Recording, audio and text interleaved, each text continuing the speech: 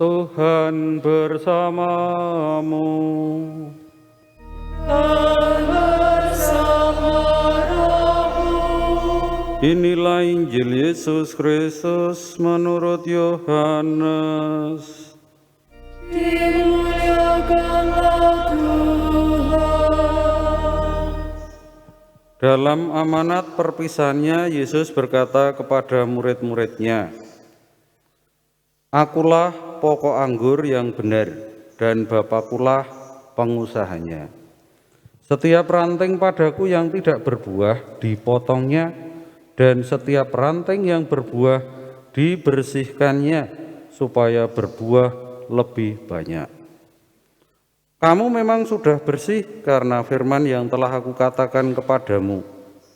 Tinggallah di dalam aku dan aku di dalam kamu. Sama seperti ranting tidak dapat berbuah dari dirinya sendiri kalau ia tidak tinggal pada pokok anggur. Demikian juga kamu tidak berbuah jika kamu tidak tinggal di dalam aku. Akulah pokok anggur dan kamulah ranting-rantingnya. Siapa saja yang tinggal di dalam aku dan aku di dalam dia, ia berbuah banyak. Sebab di luar aku, kamu tidak dapat berbuat apa-apa. Siapa saja yang tidak tinggal di dalam aku, ia dibuang keluar seperti ranting dan menjadi kering.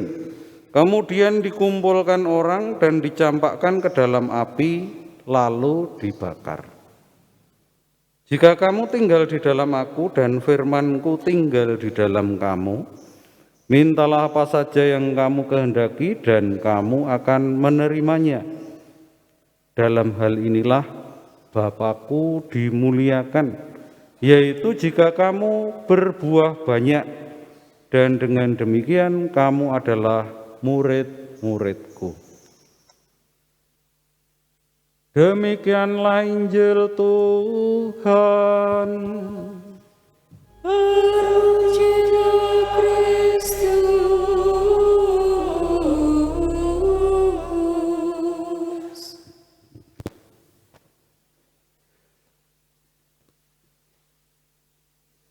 Saudara-saudari yang terkasih dalam Kristus, kalau orang menanam bibit mangga, itu yang diharapkan nanti dia tumbuhnya ya pohon mangga, buahnya ya mangga.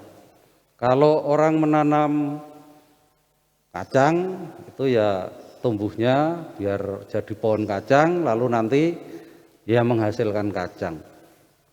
Demikian juga di dalam Injil tadi anggur. Karena kita ya jarang yang menanam anggur, maka saya tidak pilih contoh itu. Kalau saya menanam anggur ya harapannya tumbuh pohon anggur nanti menghasilkan anggur. Nah, di situ kita bisa membayangkan bagaimana kalau kita memelihara pohon kesayangan yang nanti menghasilkan buah. Itu seperti yang diceritakan persis ini tadi, dan kenyataannya memelihara anggur, pohon anggur itu ya seperti itu. Di ranting-rantingnya itu kan ada yang berbunga, ada yang tidak. Nanti yang tidak ya dipotong. Artinya dipotong itu sudah tidak menempel di pohonnya, di pokoknya. Yang bunganya banyak nanti itu menghasilkan buah. Nah, tapi ranting itu tidak bisa menjadi pokok, meskipun buahnya itu lebat. Jadi tidak bisa mengatakan, aku nggak mau tinggal di pokok, saya sudah buahnya lebat mau mandiri gitu. Ya, nanti malah hancur. Jadi buahnya nggak kalap dan akhirnya dia kering dan dibuang. Itu yang terjadi yang diceritakan dalam Injil tadi untuk membuat perumpamaan siapa diri kita dalam hubungannya dengan Tuhan Yesus. Jadi intinya kita ini buat supaya semakin paham persis hidup kita itu bergantung pada Tuhan Yesus. Tanpa Tuhan Yesus, kita ini sebagai orang beriman tidak bisa berbuat banyak untuk mencapai keselamatan. Sebab tujuan akhir hidup kita itu adalah keselamatan. Yang oleh kebanyakan orang itu disebut surga. Jadi surga itu kan istilah yang umum yang kita mengerti. Jadi untuk mencapai surga ini kita itu sangat tergantung dengan Tuhan Yesus. Nah, yang pertama yang harus dibuat adalah ranting itu tetap menempel pada pokok. Jangan sampai lepas. Jangan sampai kehilangan relasi itu. Kalau kehilangan relasi, ya lama-lama menjadi kering, lalu tidak punya daya, tidak hidup, mati, lalu dibakar. Yang kedua, tetap menempel, tapi harus menghasilkan buah. Jadi menempel saja ini nggak cukup. Menempel saja nggak menghasilkan buah kan dipotong tadi, lalu dibuang, dibakar. Nah jadi tetap menempel, menghasilkan buah. Buahnya ini supaya bisa dinikmati.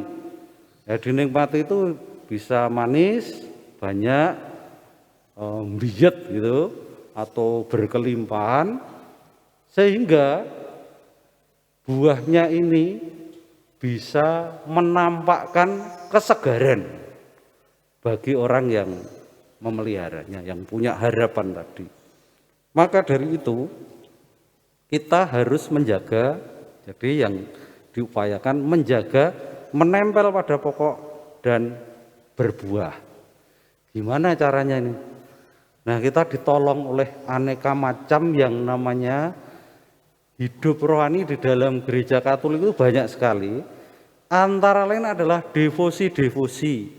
Devosinya itu apa yang paling kuat adalah devosi kepada Bunda Maria. Itu devosi, bukan yang utama. Devosi itu ibaratnya rabuk, gue nyemprot biar tidak dimakan hama, biar terpelihara, biar tetap menempel dan menghasilkan buah. Itu devosi-devosi itu.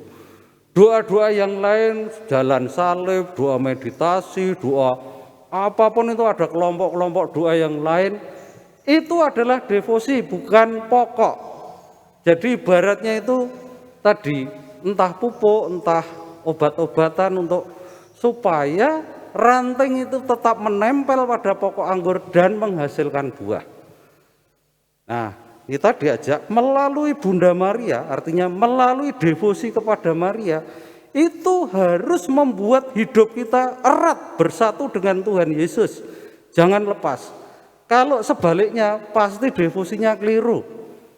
Kalau devosi-devosi, doa-doa itu membuat kita seakan-akan bisa berbuah sendiri, ya menghilangkan relasi dekat kita dengan Tuhan, itu keliru.